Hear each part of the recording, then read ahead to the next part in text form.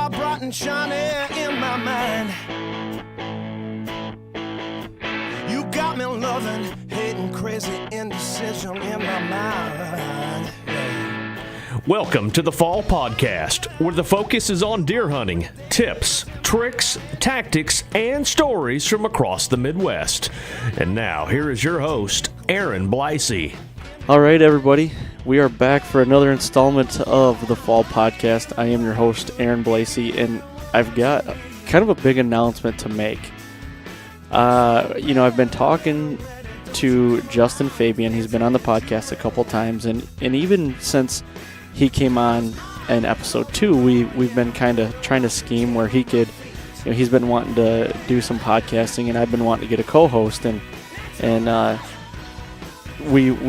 we finally made some time, and I guess from here on out I got a co-host, and it's Justin Fabian, and he's on the other side of this over in Iowa. So Justin, how you doing, man?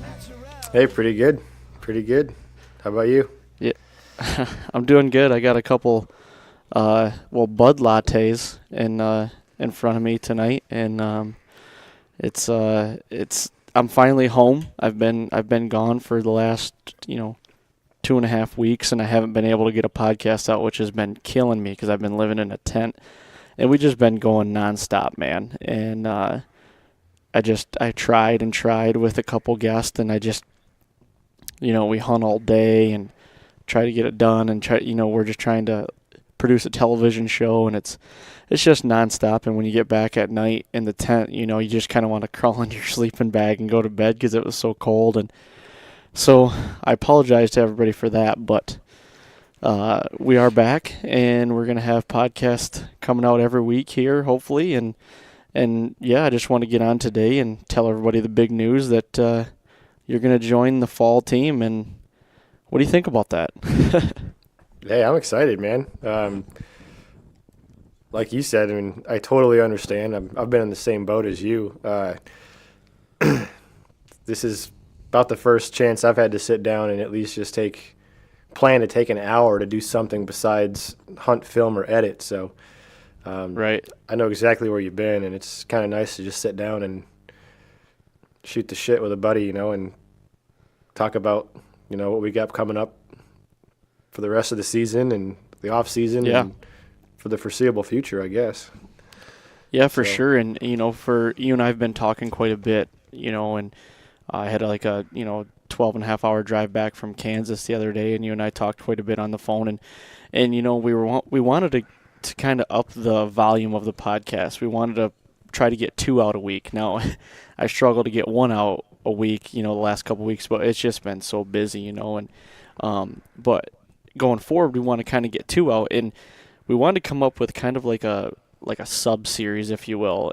And basically the best way to describe it is it's going to be still under the Fall Podcast, but it's going to be called The Coffee Call. And we'll release the Fall Podcast, I guess you call it main show or main episode. We're thinking somewhere earlier in the week, like on a Monday. And then on like a Friday, we'll do a shortened version of a listener submitted question. We threw out a question on our social media channels, and we just asked people to submit a question of anything, really. I mean, as far as like how high do you put your tree stands, or what kind of scents do you use, like anything in the whitetail hunting realm related, or even producing, because you and I both are television producers and editors. Any questions they have on that, technical ideas, or just how to produce a show or sell film, like we want to dive into everything. And that's going to be more of like a 20 to 30 minute podcast, but we figured it'd be like, it's not the Bible, it's just our opinion on everything. And a lot of people have submitted questions into us, so I'm pretty excited about getting into that. I don't know really when we're going to roll it out. It's going to be here in the next week or two, but what's your thoughts on that? I know you and I have kind of talked behind scenes a little bit, but not really in great length. Yeah, I'm really excited, for not only being on, the main episode, if you're going to call it that, but I really like the idea of opening this up to, the listeners, and just kind of giving the people the information that they ask for. I mean, there's never any dumb question, only dumb answers, right? So the answers are on us. So as long as we don't sound too dumb about it, I mean, Right. you know, we're not going to fill anybody full of BS, you know. Like you said, we'll give you our opinions based on our experience and, you know, in both production and hunting. And, I mean, just another resource for people to take advantage of and, you know, try to up their game with a little outside information. Maybe you're going to hunt out of state someplace, you know, maybe we've been there.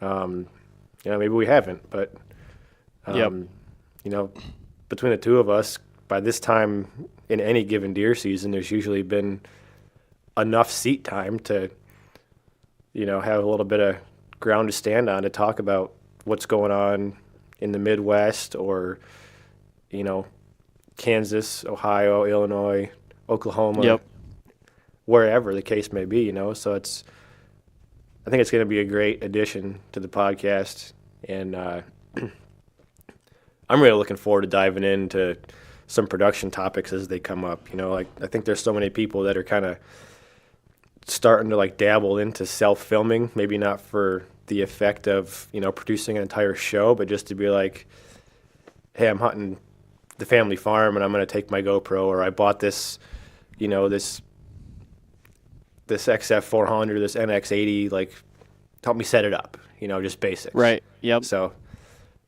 you know, that's, I think it's going to be awesome. I think we're going to get a lot of questions that hopefully we can provide a lot of answers to.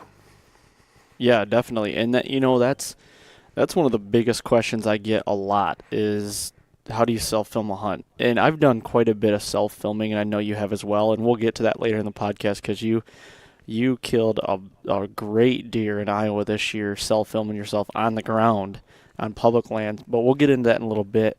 But that is one of the number one questions I get a lot is self-filming and how to produce a hunt and what to use, like what kind of equipment. And I had, you know, when I go out hunting, you know, I guess I should back up. When I go out and film, like if I'm filming Casey or something and I'm not hunting, I pack my pack way different than when I pack my pack to go self-film. And what I mean by that, obviously, I'm not going to be taking a grunt tube or anything when I go film Casey. But what I mean by that is like, you know, when I'm going into self-film, I want to be light as I can be, because you're going to have a tree arm, you're going to have a camera, you're going to have a base, you're going to have shotgun mics, you're going to have wireless mics, you know, a lot of the times. Like, and you want to be as light as you can because you don't want to be walking to the stand and be sweating and just hating life because it feels like work. You know what I mean? And so I've got a kind of strategic way to pack my pack, and we can dive into that too, you know, because once we get some questions coming into about like what pack to use and, you know, I mean, anything, the sky's the limit. You could literally, somebody could ask us, what broadheads do we use? It's anything, how to take up a blood trail, when to take up a blood trail. And, you know, it's endless. So, and we've already got a lot of questions coming in, so we just got to start picking them and kind of producing these things and getting them out. But like you said, I'm super pumped about it, and you know, I appreciate all the support from everybody. I say it a lot, but I mean, it's been overwhelming. You know, the support of people and the downloads we're getting, and it's just really cool.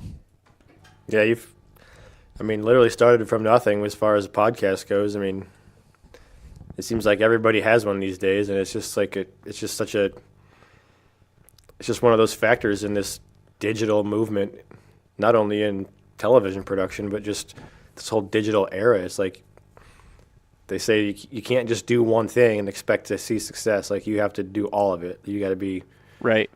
Podcast, YouTube, Amazon, like get it on every platform you can and just get it to the masses. So I'm excited. I'm anxious to dive into the coffee calls, especially. I'm really looking forward to those. Yeah, it's going to be fun, I think. You know, to kind of get into what I wanted to talk about today is, you know, it's been a couple weeks since I had a podcast out, and I've got some updates like you do, because I want to ask you some stuff about, you know, your hunting, and I know you've been successful and you've been out in public land and doing everything.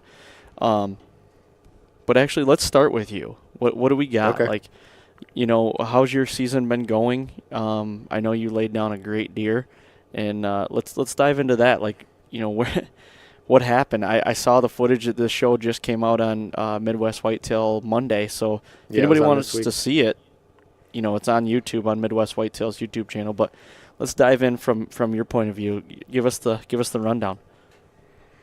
Yeah. I think one of the biggest things to start off with saying is that, the past 2 times I was a guest on the Fall podcast, we talked about my Saskatchewan hunt, and then, I don't know, a month ago, I guess now, before we got rolling into work season, I talked about, it was like a few days after you shot Jim Abbott, we talked, and we ended up on the topic of public land hunting, and that had been my plan all year coming here. And I decided early on that one of the biggest factors I was going to try to put in my favor was the element of surprise. I was studying like crazy, trying to, figure out where these access points were. I would drive around, 2-3 times a week, look how many cars were out, how many trucks were out, and just scout for people first. And then from there, try to look at, the maps and figure out, okay, well, of the people that do go there, what are they walking past? Like, what's right under their nose that they're not even considering? Like, everyone's going to focus on the food, on bedding, like, just the classic stuff that, isn't wrong to do. I just wanted to look at the little holes that nobody was really paying any attention to. So that was one thing I decided early on. The second was I decided I wasn't going to hunt any particular stand, quote unquote, more than twice in a row, no matter what. I know you guys do a lot of hang and bangs. I think you guys killed Megatron on a hang and bang, didn't you? When Casey killed Megatron? And strong arm. And strong arm, yep. And so there's just so much, I think, that just tip the scales in your favor if you can get in there and do a hang and bang, or just stay on the ground, or that first hunt. Like, I don't care if you have a brand new farm, you just bought it and you're gonna have it for the rest of your life. You hang stands in the summer or early fall. The anticipation of that first hunt is the same every single time. So just imagine going to a different set all season every time you go in. It's like,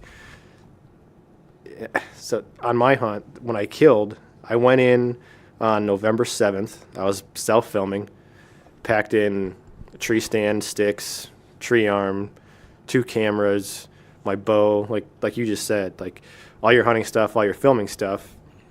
By the time you go in there blind, pick a tree, get all your stuff set up, shoot an opening interview, and get your establishing shots and all that stuff. It's like, I don't even feel like I'm hunting. Like, this is work.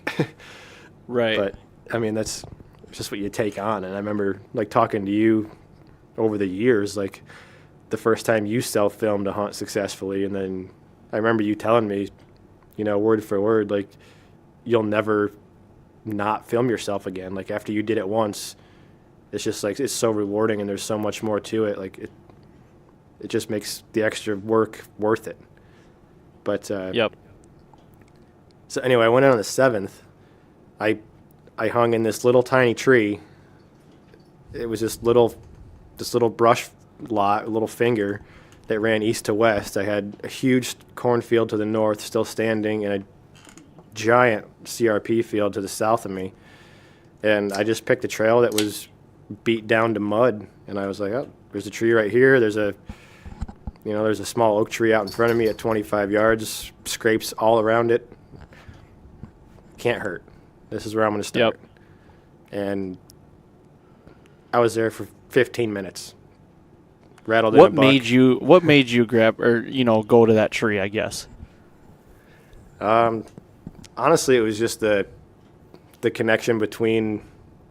It was the only way between the corn that was on private to the north, and all that CRP to the south. Yep. It was a very narrow strip. It was very, very thick. So like I said, this strip ran east to west, and it was just like so thick and nasty, like just like really woody, just brush and bushes, barberry, multiflora rose, to the east, I guess it would have been. And then as it went further to the west, like back towards what would have been the parking area, it just kind of necked down like to a really small point, and it just kind of petered out on a fence line, which was the boundary between the public and the private. So it was kind of a funnel, but not really. Like I was hunting the trails coming across it instead of pinching myself down like you normally would, just because that pinch really didn't go anywhere. So I was like, there's food over there. There's big timber in this bottom, giant CRP. Like, I'll just sit here, call it an observation, and see what happens. So that was the 7th, and I ended up rattling in like a 2-year-old out of the CRP field, and then there was does running everywhere, east to west, right in this draw, like right along that fence line I was in. Yep. And just running hard and grunting everywhere. There's scrapes like all up and down this fence, and I was like, man, this is happening in here. So that was only an afternoon hunt on the 7th. So then on the 8th, I took one of our interns in there for an all-day sit, and that was a Thursday, and his regional show was due on a Thursday. So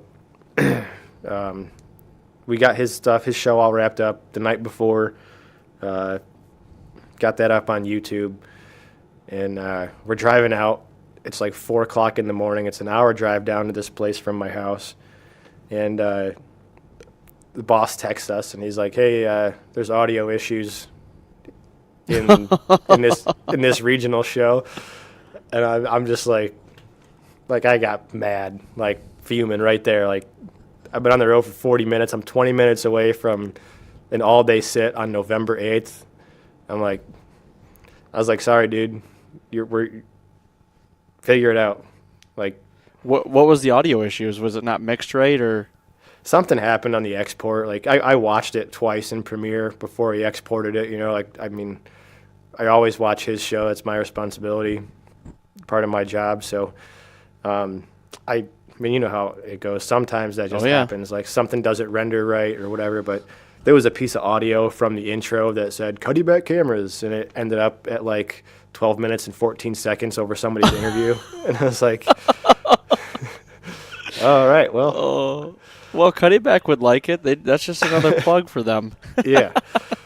It was just funny. I was like, I was pretty pissed, but I was like, man, we both watched it. It is what it is. But I said, I'm sorry, I'm not turning around, and I'm not losing the first 2 hours of the day. We're only 20 minutes away. I said, just come help me get the stuff set up. Like, Kira, you're stand-in.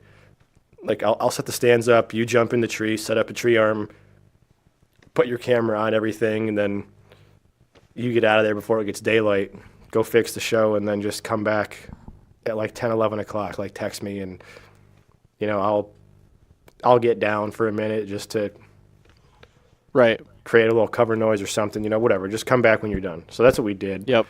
So I self-filmed again the morning of the 8th. He was back out there by like 11, and same kind of action. Like, we sat the same tree again, and like I said, I wasn't going to hunt the same place more than twice, so that was my second day in the same tree, and we saw the exact same kind of movement I saw the afternoon before when I was by myself on the 7th, and we saw 2 studs in there that were just cruising the private side to the north, like right on the fence line. Right. It's just like one of those, just a classic rut scenario where it's like you hear does running. You catch a couple grunts, you see a flash of a tail, you catch an antler here or a tine there, Yep. And it's like, man, we got to stay in here. Like, I want to know what's down in this draw, like further into the timber. Well, so now go to the next day, the Friday the 9th. My in-laws are here from Texas, This is the week before whatever. Yeah, they came up for a week before Thanksgiving, and so we did breakfast on Friday morning, and like, you know, I didn't hunt Friday morning, the 9th. So we did the thing, and, you know, put the FaceTime in with the family, and I packed the truck, and I said, I'm going back. Like, I'll be home tonight, and went back in to self-film again. And I think a big part of what I don't know, what helped me get this deer was the fact that I knew I needed to move, but I didn't know what I was moving into. So I said, I'm just gonna stay light, like you said earlier, like light as possible. I'll just still hunt my way through this draw, like where all these bucks are running. I'll stay on the public side of the fence, obviously, and I'll just get closer into this corn, down into this bottom where I've been seeing all this chasing, and, you know, I'll rattle, sit there for 45 minutes, I'll pick up, move, do it again, and just work further into the timber as it gets closer to dark. And was there did you see any other hunters in this public? I mean, is it not very populated, or what's the deal with the pressure on it? This particular one was only just put in, you know, as the state of Iowa bought it as a piece of public, so it was only accessible as public land for the first time last year. And there's not even any, there's no parking, there's no access established. Like, you have to go down this, it's like a logging road. Like, it looks like a logging road. It's just a dirt 2-track road. It's like a right-of-way is all it looks like. And on the map, it just comes to a dead end, and there's a sign at the end. Like, there's no indication that this is how you get to this place. So I was like, that's got to be a honey hole. And, I did not see any other hunters. I take that back. I saw one guy the afternoon of my first day in there. Like, when I was coming out, I saw him at his truck, but that's it. Wow. So you got yourself a little honey hole, like you said, and not a lot of people know about it. No, not yet. Sure, hopefully not next year either, because I'll have my Iowa tag next year.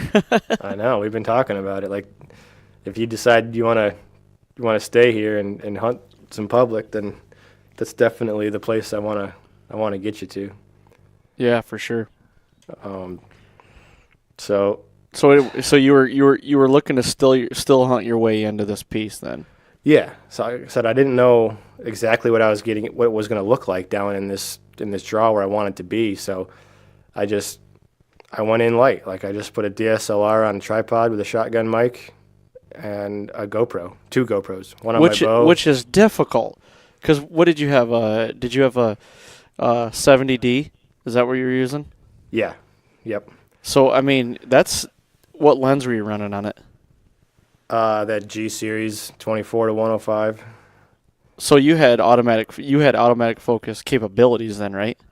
Yes, but being on the ground, like amongst all the brush, I'm not going to run autofocus and end up seeing a piece of goldenrod instead of a deer, you know. So, which was even harder, like you're saying, like. So that's what I mean. That's like, you're going for the gusto here. Like, this is tough sledding. Yeah. Your back is against the wall right now. Yeah, I mean, it's not like from a tree stand. I've done that before, where you run autofocus, because, you know, like when you have a moving subject, the autofocus picks up that movement, and that's what it looks for. But on the ground, like, you have so much stuff between you and the subject. Never trust the autofocus. Yes, exactly. So, I mean, I had it at, like, I don't know. I had the bottom section of the legs out on the tripod with a 502 head, you know, and a DSLR with a battery grip. So, like, it was high, but not, like, out of reach, obviously. So I was just kind of crouched down under this little tree in a brush pile, just kind of sitting on my knees, you know, sitting back on my heels, and I got set up. Like, while I was getting set up, a deer walks in on me. Like, it must have heard me rustling around and just came to investigate. But that deer walked, like, within 15 feet of me. And that was a buck too, right?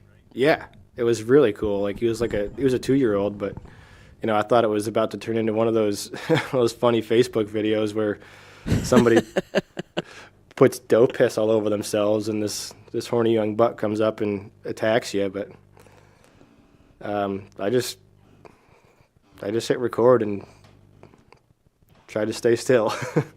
Yep. I'm surprised because I watched this hunt the other day, and that deer was close to you, and you didn't have hardly any cover at the time because, like you said, you were just setting up, and that deer, Yeah.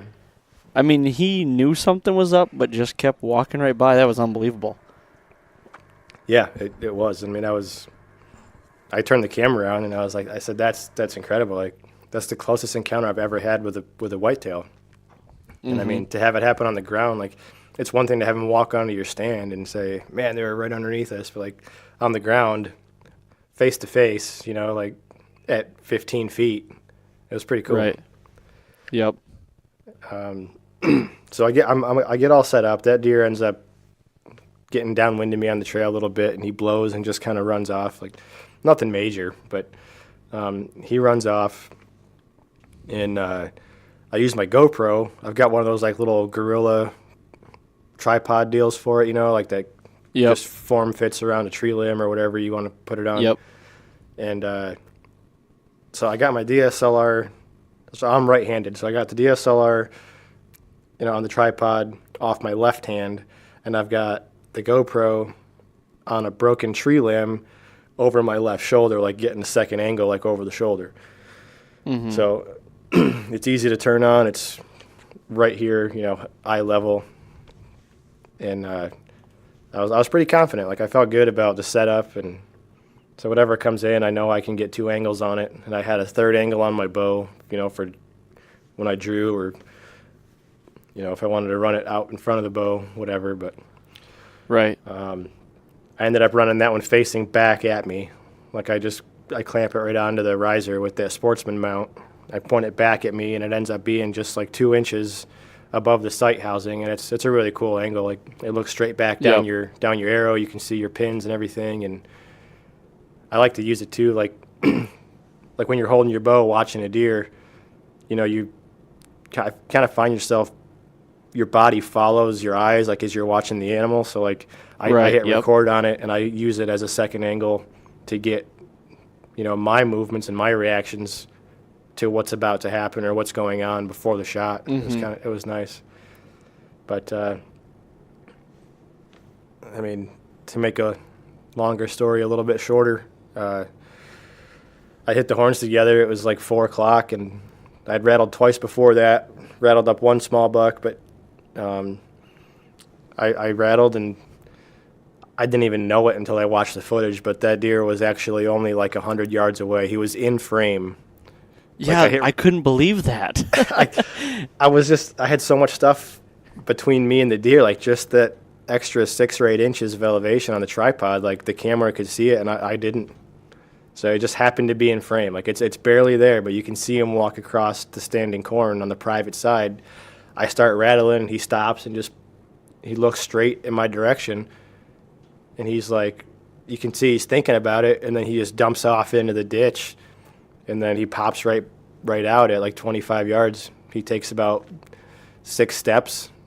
And, there's been a lot of comments on the episode so far, I will say that, because of the shot that I took. He was quartering to me on the ground at 18 yards. And I shot him quartering to me head on. But how far did the deer run? Yeah, 40 yards. He died quicker than anything I've seen from any kind of heart or double lung shot. Like, he went down on camera in seconds, like literal seconds. Mm-hmm. So, I mean, that's why we decided to use it for the show. Like,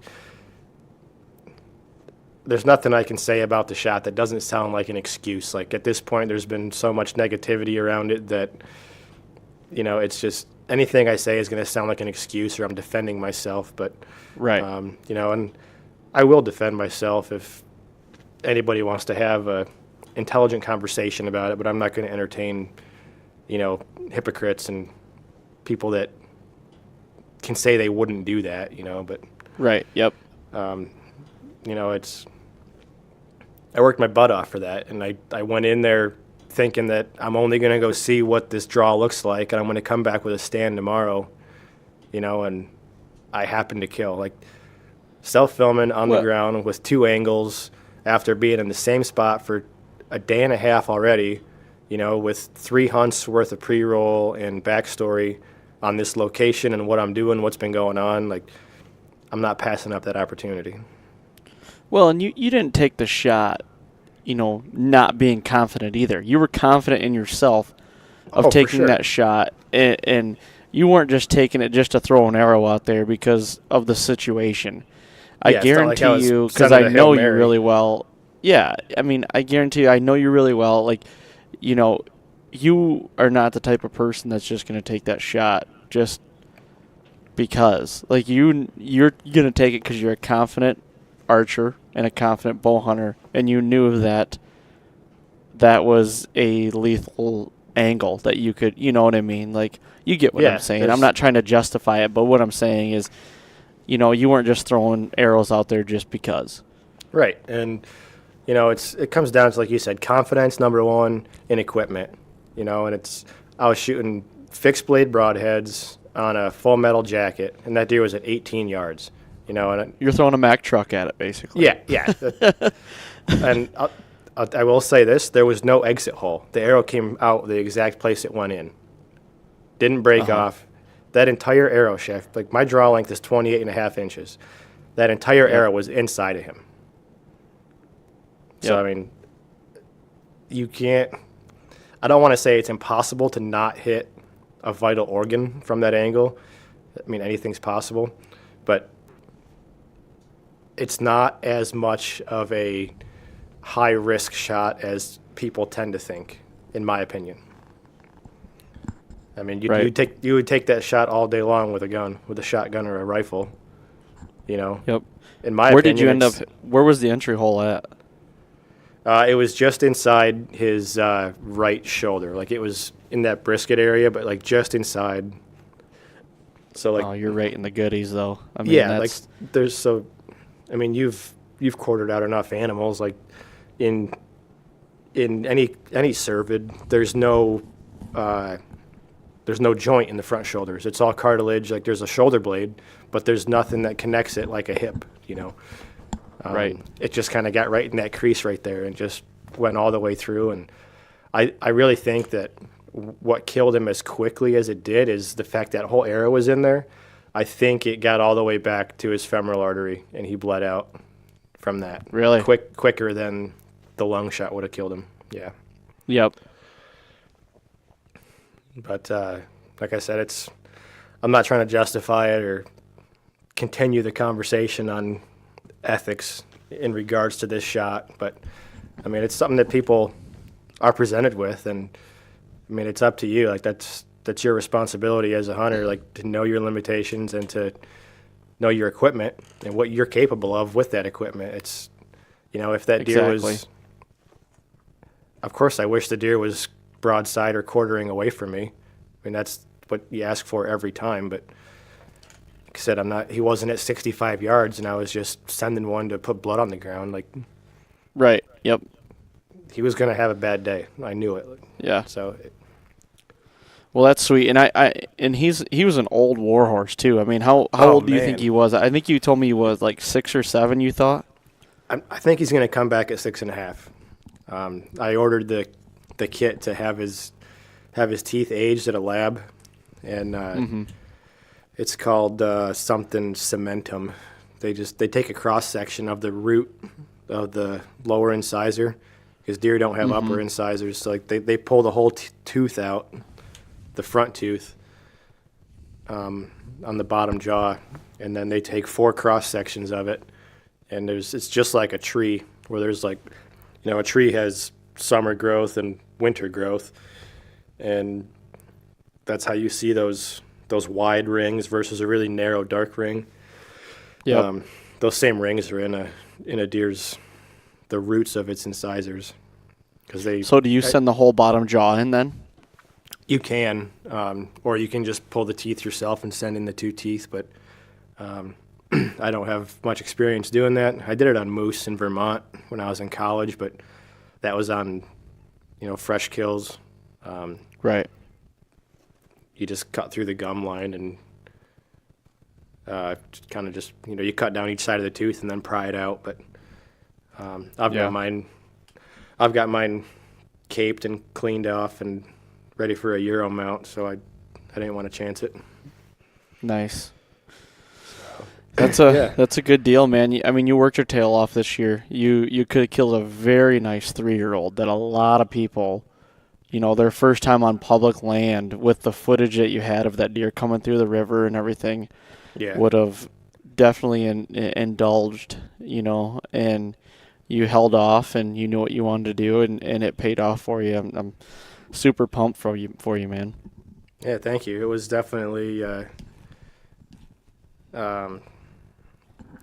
just an incredible first season for being a new resident to Iowa, and I say it in the hunt, and it's in the episode, but like it represents so much to be able to come and, live the dream that Iowa has to offer to a deer hunter, and luckily my wife was in support of it, and she landed a great job at Iowa State, and, we just couldn't ask for a better result after being here for only 8 months now. So, yep, it was just really fun to get in there and play the public land game. I don't have any other option. So, and to be honest, I really enjoyed it to the point where I want to continue to hunt public land here. Like, I'm not going to turn down an invitation to hunt a private, managed farm, but like you and I have talked about, like, it's just there's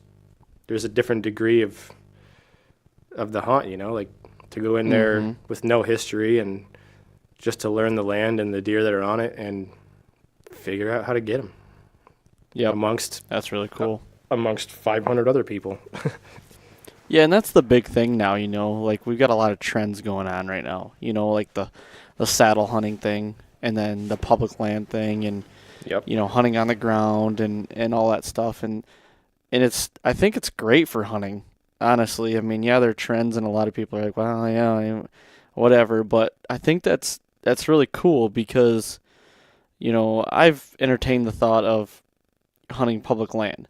Never done it in my life. But the thing is I don't get a lot of time to invest in it, and I invest so much time into my private farms that I want to justify those sits. You know what I mean? Like, I do so much work in the off season on my farms, and I feel like if I go do a public land hunt right now with the limited time, I mean, I've only got to hunt 8 times this year, and we'll get into this a little bit, but I've had some really good sits for only hunting that much, and I think it actually benefits me because I'm not on the farm all the time, so the pressure's low. But I will do it one day, and it might be next year in Iowa. I mean, I've got some private ground that I've already, know I can go to with Chad Johnston at Midwest Antler Company.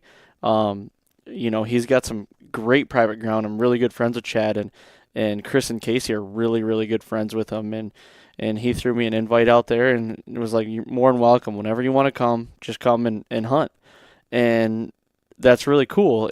But the thing is too, the public thing, you've got it dialed. You've got a spot where you've had some success and you've saw some big deer, and it's still like in the back of my mind, I really want to take the challenge and do that. You know what I mean? Yeah. I should say it's not a guarantee, but I've got 3 Iowa points now, going to 4 for next year, and just about 100% of people on non-residents draw with that. So I guess if I do draw, I will be having to make a decision whether I'm going to do public or private. That's a tough decision. So. That is a tough decision for sure. You'll get it again, but what do you want your first one to be? It's like, do you want that? It's never a sure thing, but Yep. Well, private's not a for sure thing either. Yeah, that's what I mean. Like and it's just, I think it's like I think what you were getting at. It's all about what experience do you want right now.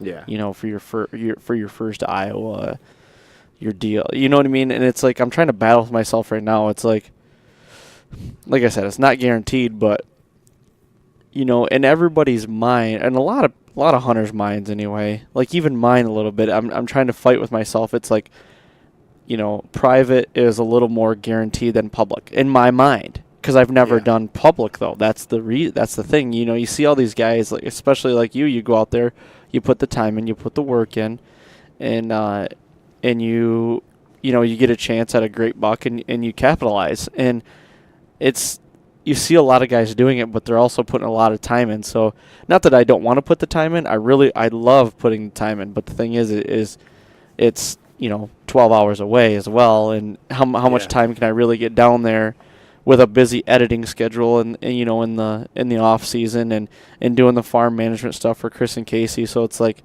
I'm not looking for a gimme or a handout, or something like that, but I want to be able to earn it too. You know what I mean? Yeah, for sure.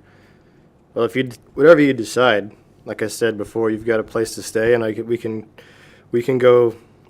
I can point you in the right direction on that piece. But one thing I know you've said to me, in previous conversations, but come down in like August 5th through the 10th, or someplace in that second week of August, and a lot of this public ground has ag on it, so it's very realistic to do some gas and glass type of stuff and locate some potential targets, even on public land.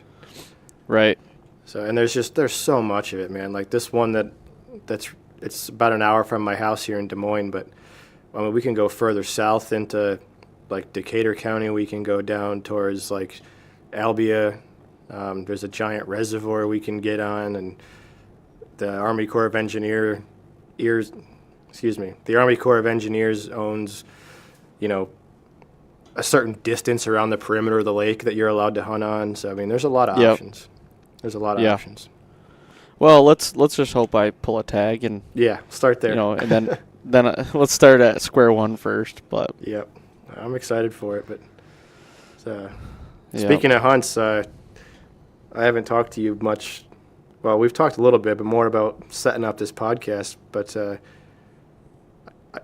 whatever came of Jim Abbott, I know you were sad to leave to go to Kansas after shooting him, and I know you put some cameras out. What happened? A lot has happened. So, a lot has happened since the last podcast I put out. I put the last podcast out on the 14th of November, the day before opening day of rifle season here. Yep. So, we came home, and I'm going to back up just a touch, and I think I mentioned this a little bit on the last podcast. I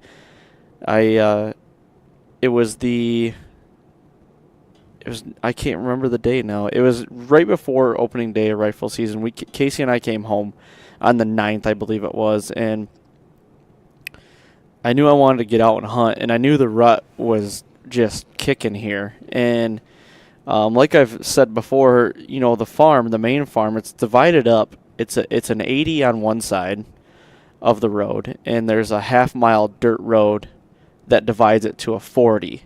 And on the 40 side, there's a 3-acre patch of timber with ag, and then it's got some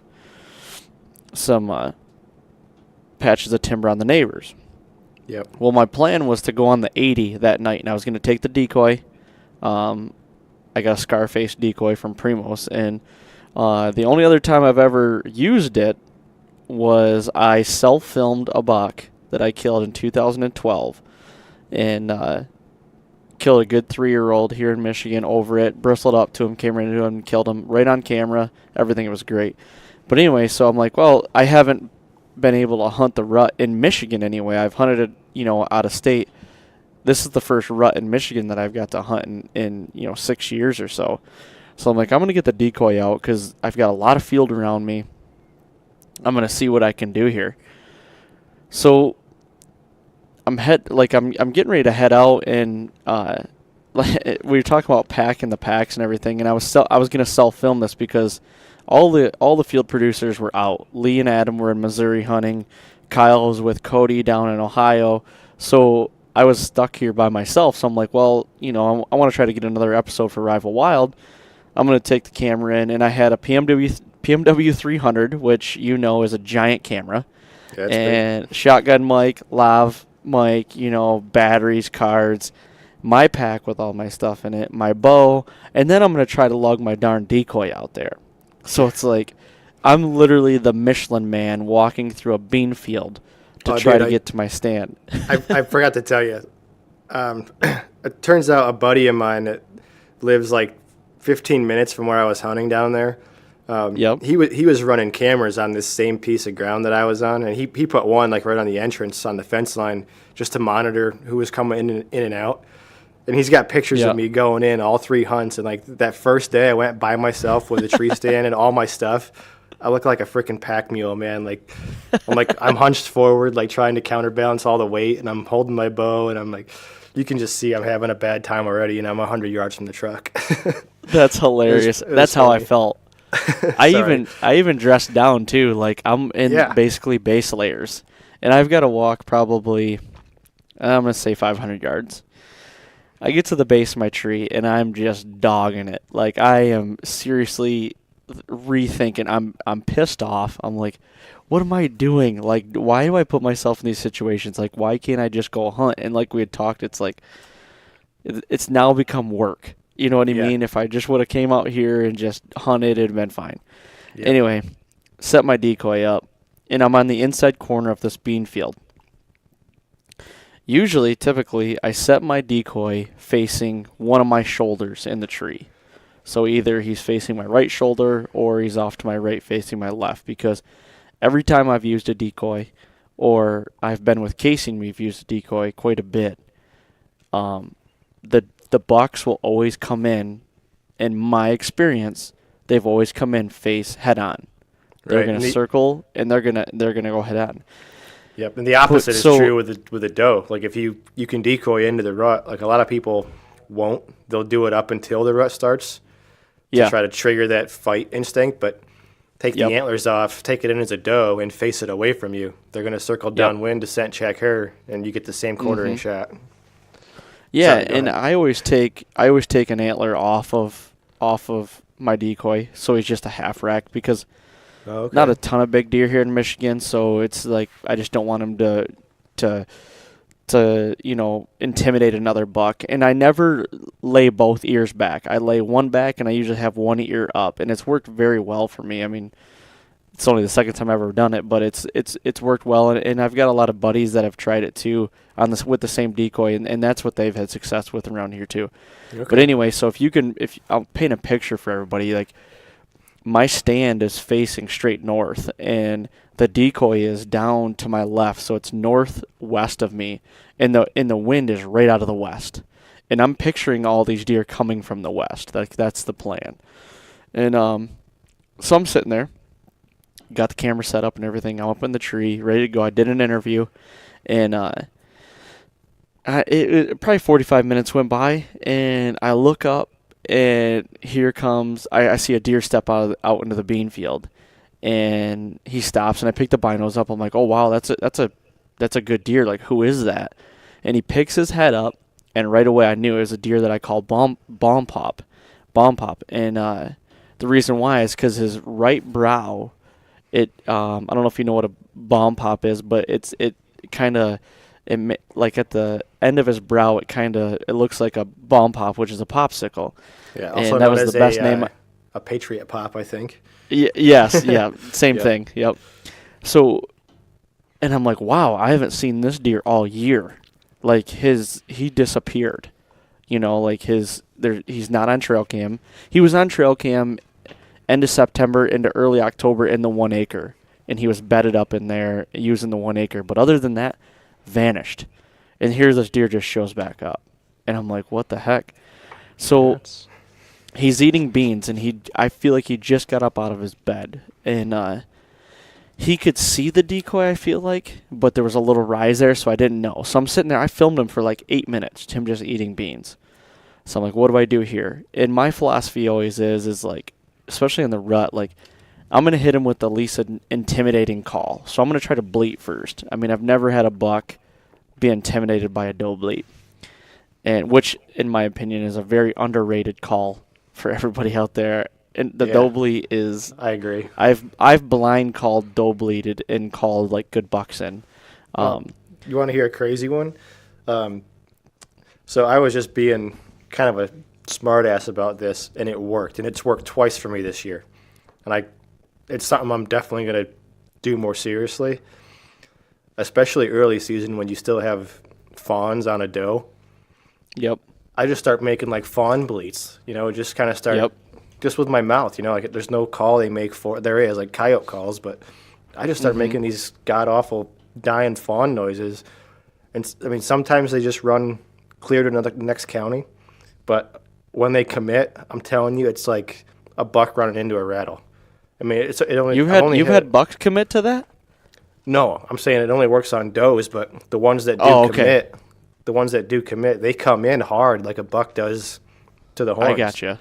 And I was like, oh my gosh, like I've seen him run around, the pens when I was working the breeding facilities. Like we'd pick up fawns and put ear tags, and it was like they would come running, like ready to kill you. So are you doing like a fawn distress? Yeah. Really? And these does are just like blowing into you? Yeah, like hard. Especially the younger ones. Like if you can identify a young doe, like if she has one fawn with her, she's probably like a 2-year-old. Yeah. That's her first fawn. I've seen that happen a lot with those younger, more inexperienced does that have their first fawns, a little more protective. But sorry, not to cut you off. That was just No, you're good. That's interesting. That came to mind. Yeah, so this ball pop, he steps out and he's facing west, so the wind is at his back, and I'm southeast of him, and the decoy's in between him and I.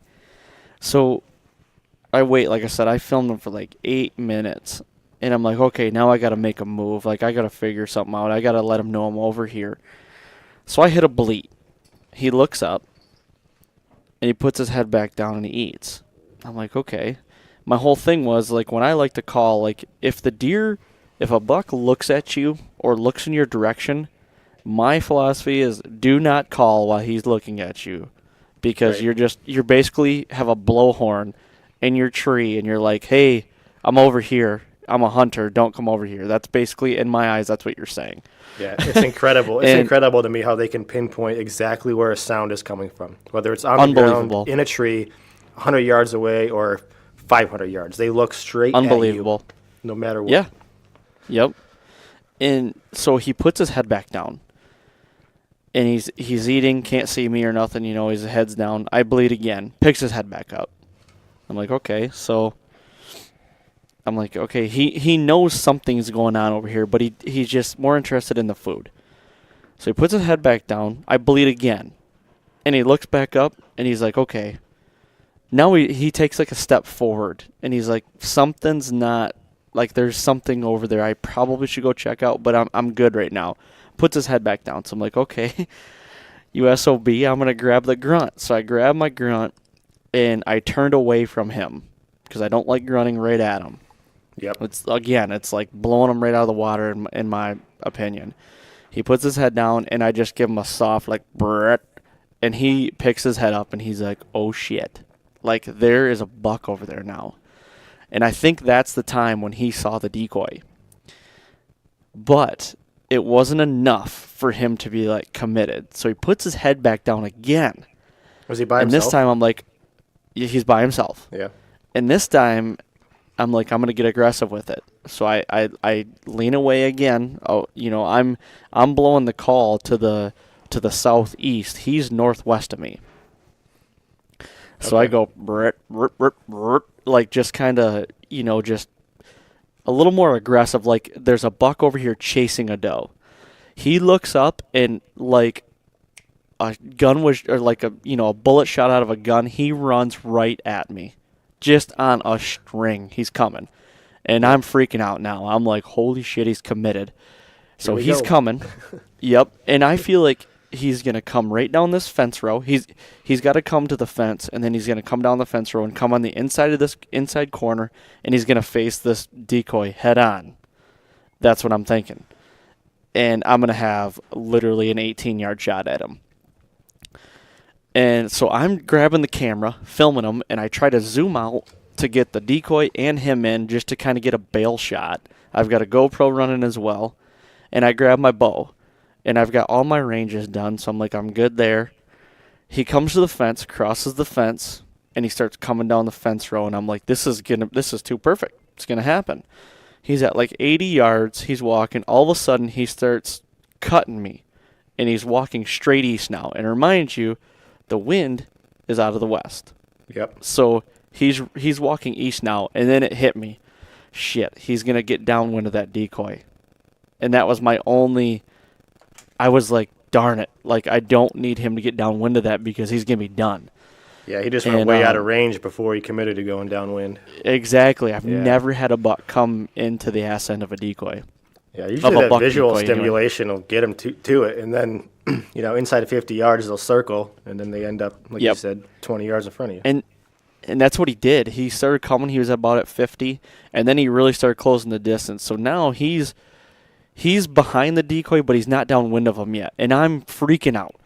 I ranged the last hole, which is the hole that I shot Jim Abbott out of actually as well. I range it, and I'm like, okay, when he walks through here, he's going to be in range.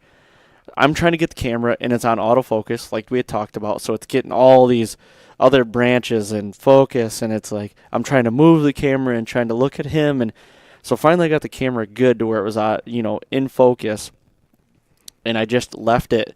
I get ready to pull back, and right when I get ready to pull back, he got right down with that decoy and bugged out.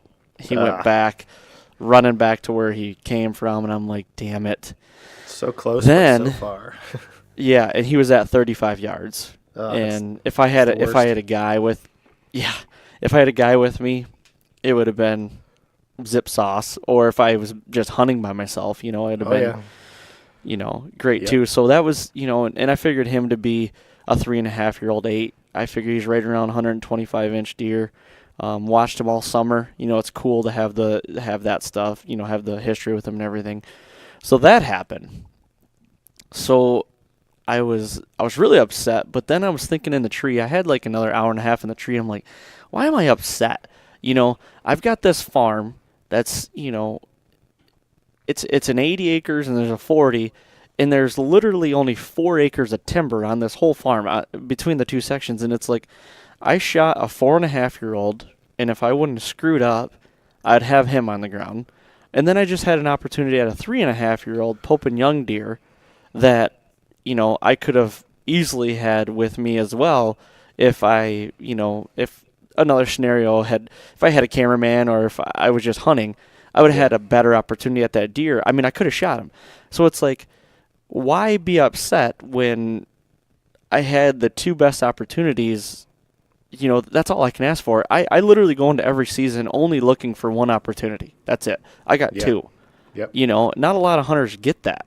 So I'm up there trying to fight with myself, and actually, right when he ran off and got out of sight, I got down and went and grabbed the decoy and stuck him in the bushes just because I just, maybe he'd come back out, and I didn't want him to go through that again, and, I've had deer do that before, so it's like I went and grabbed him. But anyway, I'm fighting with myself up there, and I'm like, don't be upset.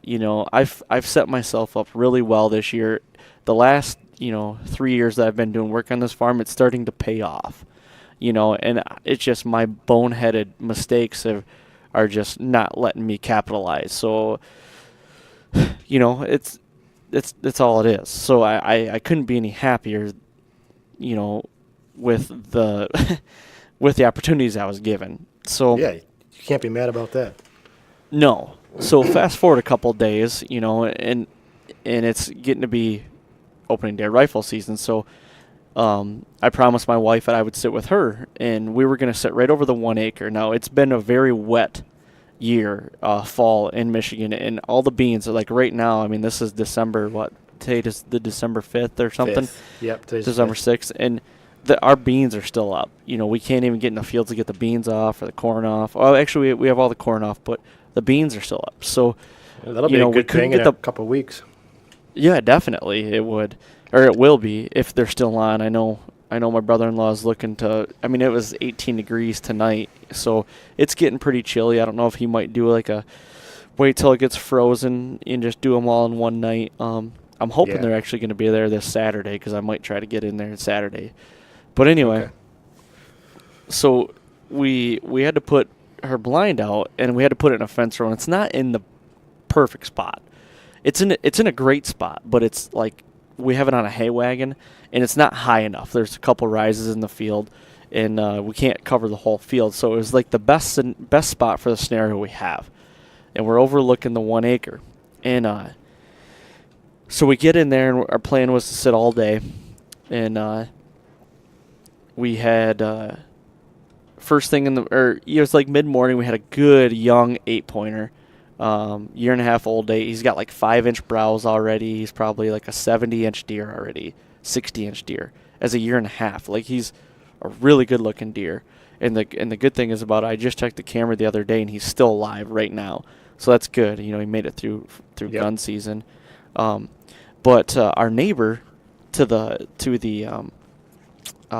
south of me, he texts me right at first light and he goes, "Hey, Jim Abbott's over here in front of me," and he just went around the corner to the other neighbor where we have on the east side, and no shot for Adam, the first guy that saw him, and he wasn't going to shoot him anyway. He's looking for Jim's got he's got a bad right side. Like he's just he at first glance he's not a very appealing deer because he's only got a good left side, but the deer's 4.5 years old and.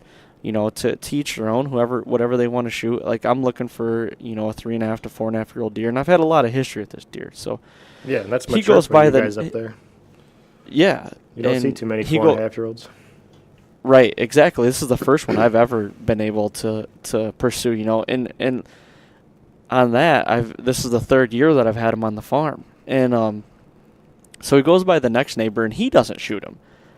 Broad daylight, could have shot him and didn't, and kind of the same scenario. So I'm like, holy cow. So we're sitting in the blind all day, and we're texting neighbors and everything, and come that evening, and we saw a couple more. We saw like 4 bucks that day, nothing good enough. And come that evening, another neighbor to the southeast, he saw him and couldn't get a shot at him, kind of thing. And so he was very active on opening day, and a lot of shooting around us. And so I'm thinking, is he still alive? So I go back in the blind. My wife couldn't hunt the next day. I went in the next day. I went back in the blind that next morning, hoping, he'd come by. Never saw him. Saw a couple little bucks, couple does. And I believe Adam saw him again, just too far off and everything. And he was coming by one of the tree stands because Adam can see one of my tree stands.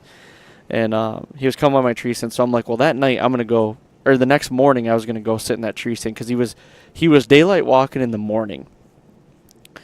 So it was snowing. I get up the next morning. I go in there and saw a couple does. Didn't see him, and so I knew he was alive.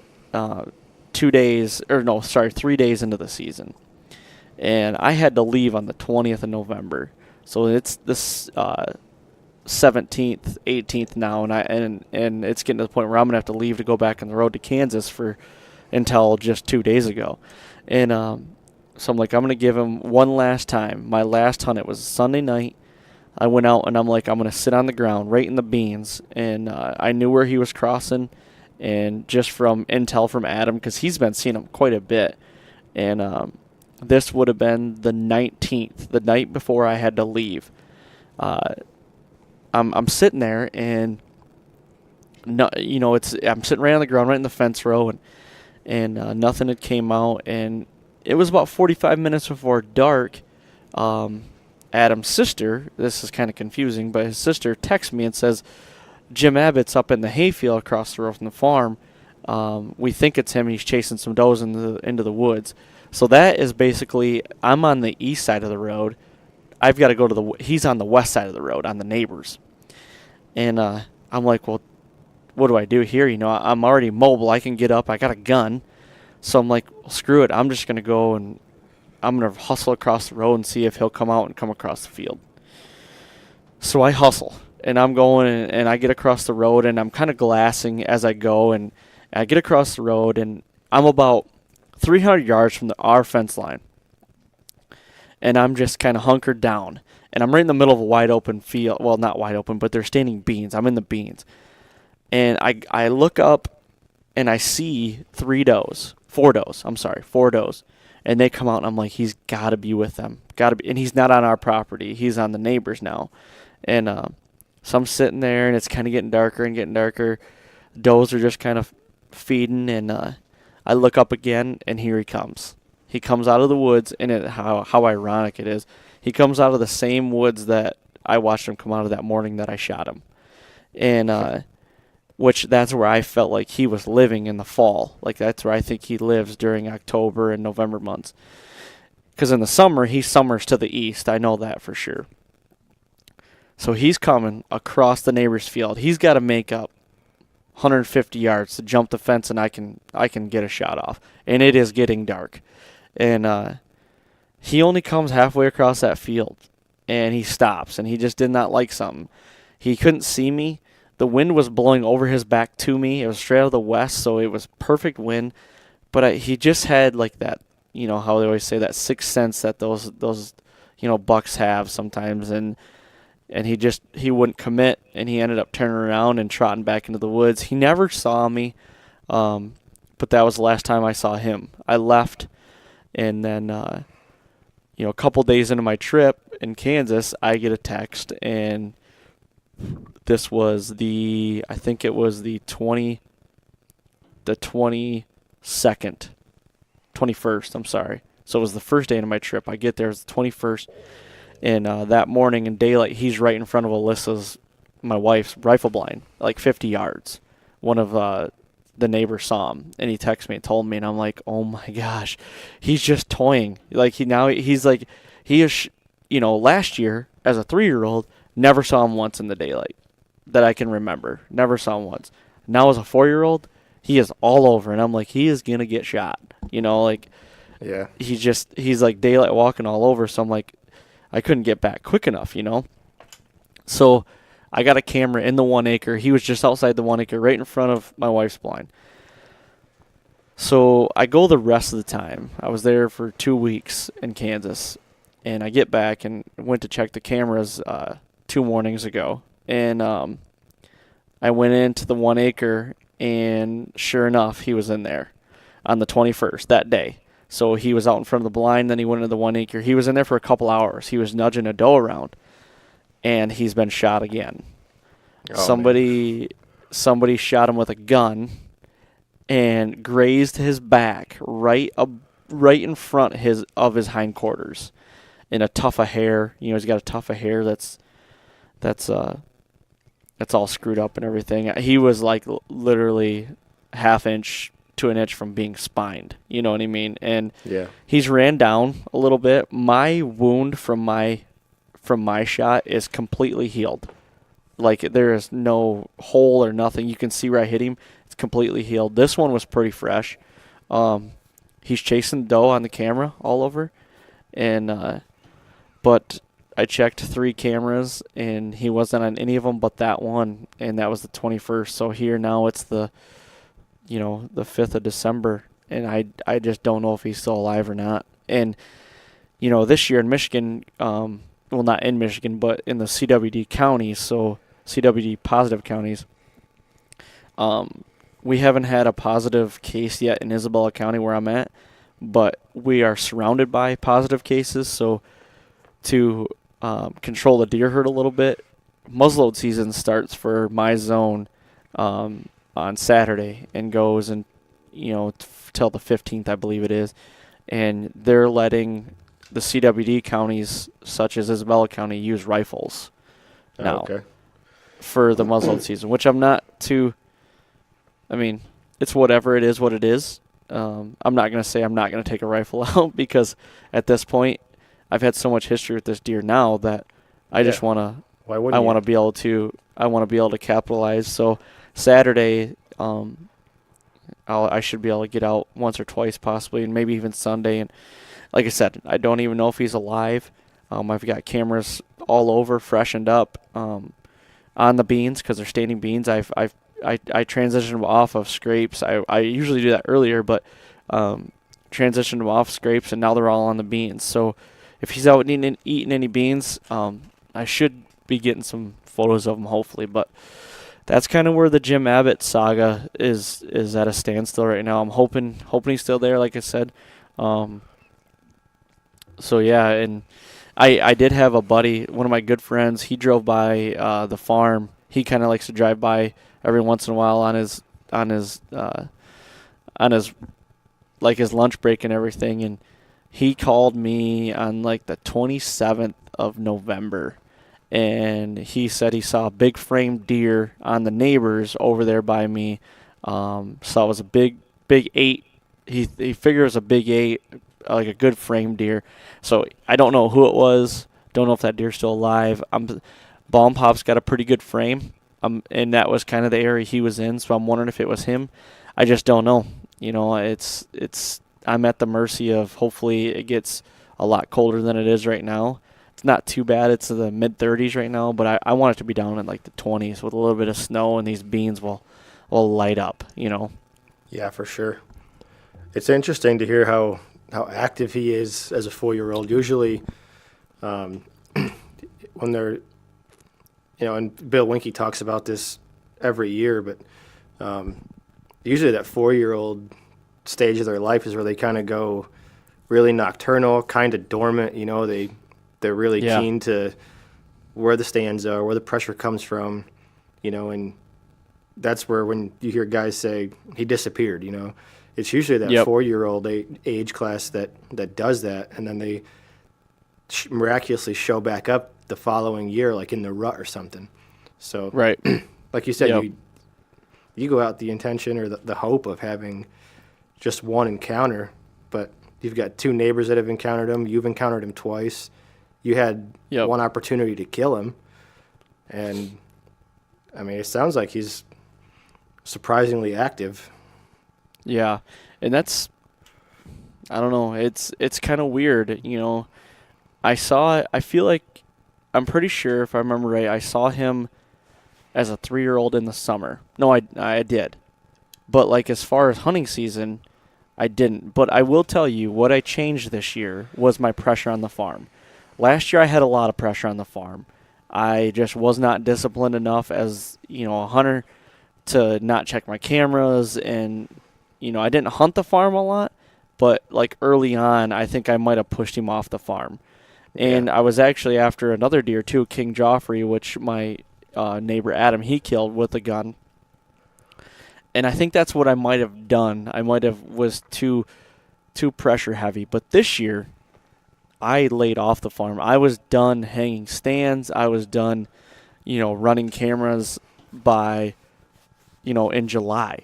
Yep. Well, my last time on the farm was the first week of August, which is still a little later for me, but that was the best, that was my date. I wanted to be done by the first week of August just to see how it worked. And honestly, it's worked out awesome this year. Like I said, if I just wouldn't have been a bonehead and, and just been a little more prepared this year, I felt like I wasn't as prepared as I thought I should have been.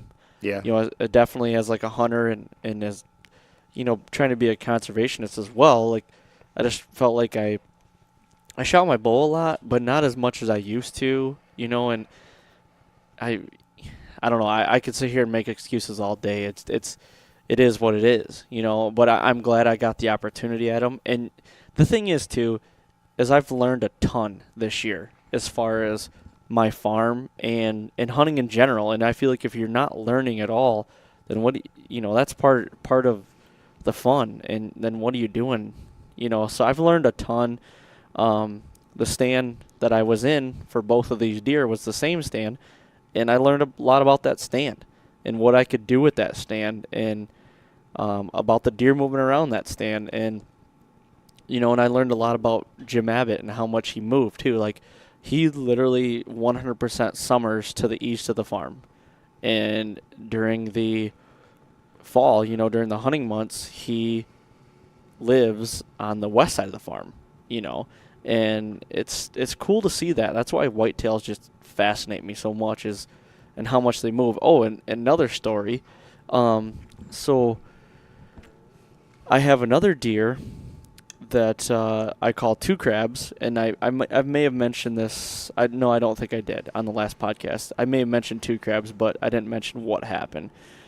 So this deer, two crabs, he was running around with Jim Abbott all summer, and I had him on the list of like possibly a 2.5-year-old or possibly 3.5-year-old, but probably a 2.5-year-old. It was going to be a deer that I was going to make a judgment call on the hoof if I saw him. Never saw him after Velvet, basically. His hardhorn. Never got a picture of him. He just vanished. And when I got back from my first trip from Kansas, which would have been November 9th-ish, right when I went in to, hunt, and when I saw Bomb Pop, when I went in at night, I checked that camera, and Jim Abbott and two crabs were under that stand in daylight chasing a doe. And he had been shot. Two crabs had been shot, and he'd been hitting high in that free zone area. And it looked like, literally he had holes on both sides of him, but it just looked like an arrow just blitzed straight through him, right in the fat, basically. Yep. And so I knew he was shot. And fast forward to, it was the second night of gun season, so it would have been the 16th of November. My wife, her cousin Cole, one of my best friends, and has been one of my best friends. I've known Cole actually longer than I've known my wife, which is kind of weird, but him and I have been good friends for a while, and his dad. So they have a farm that's 2 miles to the south of us. His dad went out hunting that night, and Cole texted me that night, and he's like, "My dad shot a buck behind the shop tonight." And I'm like, "Sweet, send me a picture." Tom hasn't shot a buck in a while, and a couple years anyway, and he sends me a picture, and I'm like, "Boy, that looks like two crabs." And I'm like, "There's no way that deer moved that far," And I texted Cole and I said, "Does he have a hole, like, it's basically high shoulder, but it was a little higher than the high shoulder." I said, "Does he have a hole, like from a bow and arrow, above his shoulder?" And he goes, "Yeah, but that's where my dad hit him, So I'm like, okay, well, I said that deer looks a lot like him. The next morning, Cole calls me and goes, "You're not gonna believe this, but my dad said that's where he thought he hit him, but he actually hit him like right in the kind of in the chest, like he was soft quartering to him, and he took him right through the heart, right in front of the front shoulder." He's like, "So that hole is from a bow and arrow, and this is two crabs." And I'm like, "No way." I'm like, "I'll be over there in a little bit." So I went over there. Sure enough, it's him, 2 miles to the south of where he lived. Like, he lived right in my all summer. I had pictures of him when you could just barely see the crabs, because he had, crab claws on both sides, and a doe must have took him down there or something. I mean, that's 2 miles away. Like, it maybe not seems like a long way, but to me that's, and like, it just goes to like say, that's why I love whitetail deer. It's just fascinating how they move and how they work, and it's just really cool. Yeah, they really are such unique animals. Yeah. So. Well. But yeah. It's been an exciting year all around then. Yeah, so far it has been, and I'm really open this last one up here. I'm just hoping, I'm gonna get out Saturday, possibly Sunday, and then I've got a late season Ohio trip planned. I just don't know when yet. Editing, we're editing still right now, and trying to get everything, organized and everything, but those are going to be, I'd like to make it down to Ohio. I've got an Ohio tag, so I want to make it down for muzzleloader season in January, but I also want to make it down there for bow season as well before muzzleloader season. So that in Michigan, trying to get after Jim. Hopefully he's still alive, or Bomb Pop. There's just 2 deer I'm going to be going after, unless some sneaker deer moves in. That's kind of my late season plans. What do you got on the docket for the late season? Muzzleloader. I'm gonna wait till the last season. which here today was the last day of the first shotgun season, and then the second shotgun season starts on Saturday, and that runs for about, I think it's like 8 days, 7 or 8 days, and then the late muzzleloader opens, and that's what I'm going to hold out for, and I can get another statewide buck tag. So you now, can what's get, your plans? Are you going to go public land or are you going to go state land? Yeah, I'm going to stay on public, I think. I'm going to... I guess, are you going to go private land or public land? I said that wrong. Oh, no, yeah, I'm going to stay public. As of right now, that's the plan. Like I said, and I think I'm honestly going to try to go back into that same spot and see. I haven't been back in there since the day I killed, which was the 9th. So what I need to do is go take a look at it. I'm kind of crossing my fingers, hoping some of that standing corn is still up on that, what would be the south line of that private side. Yep. Like I said, the way that funnels down, I think if I can just get on the extreme north end of the public and catch any deer coming to that corn, just pick them off before they get to that private, to that fence line. Yep, definitely. But that's if there's any deer still in there. I mean, it's easy to assume, and the case is probably that they all pushed into that private land as soon as that first shotgun season starts. I mean, yeah, from what I've been told by the guys I work with, it's the Orange Army is strong here, just like it is up there. Well, they do a lot of pushing too. A lot of deer drives happen out in Iowa. Yeah, I know a lot of landowners get really upset because there'll be people that just go on the land without even permission, just push it.